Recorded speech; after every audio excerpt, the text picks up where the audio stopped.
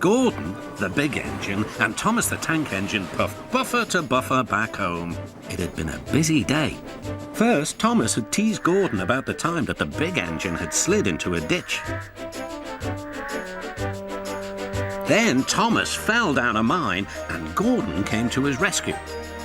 "Remember, Thomas," called Gordon grandly, "united we stand, together we fall. You help me and I'll help you." "I'll remember," replied Thomas, "but I hope the Fat Controller forgives us soon." Suddenly they noticed something. As the two engines whistled into the sheds, everywhere they looked they saw paint pots and painters. "Bust my buffers," said Thomas.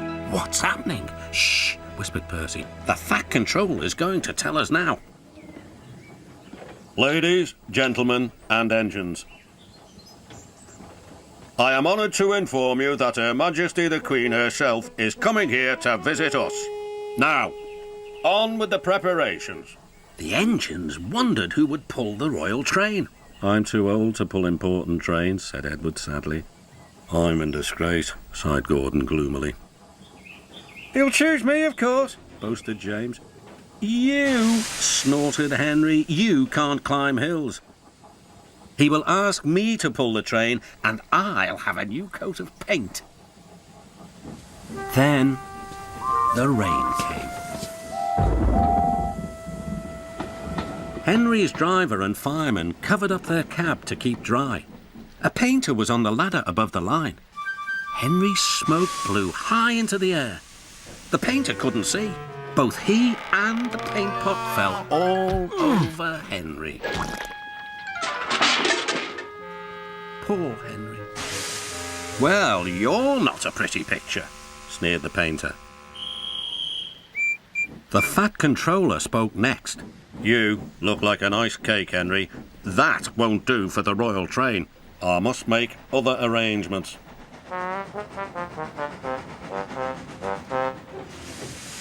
Gordon and Thomas were waiting for him. "Please, sir." "One at a time," replied the Fat Controller.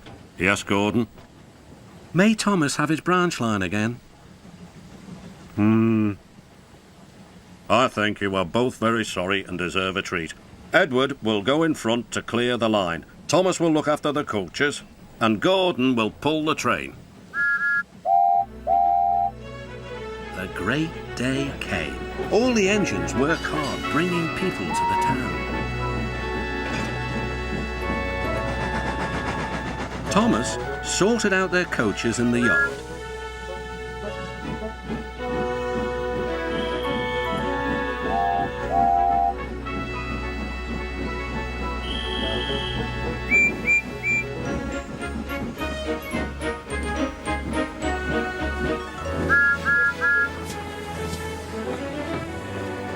Edward steamed in. "Beep! The Queen is here!" Then Gordon whistled as he approached the station. Everyone knew that sound. The Queen's train glided into the station. Gordon was spotless, and his brass shone brightly.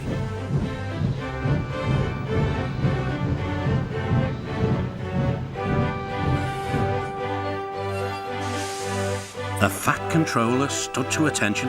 "Welcome, Mum." The Queen thanked him for a splendid run and asked to see all the engines.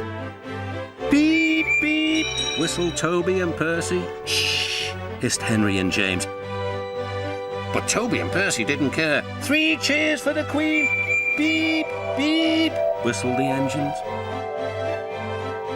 When it was time to leave, the Queen spoke specially to Thomas, who fetched her coaches. Then to Edward, and finally to Gordon, who took her away.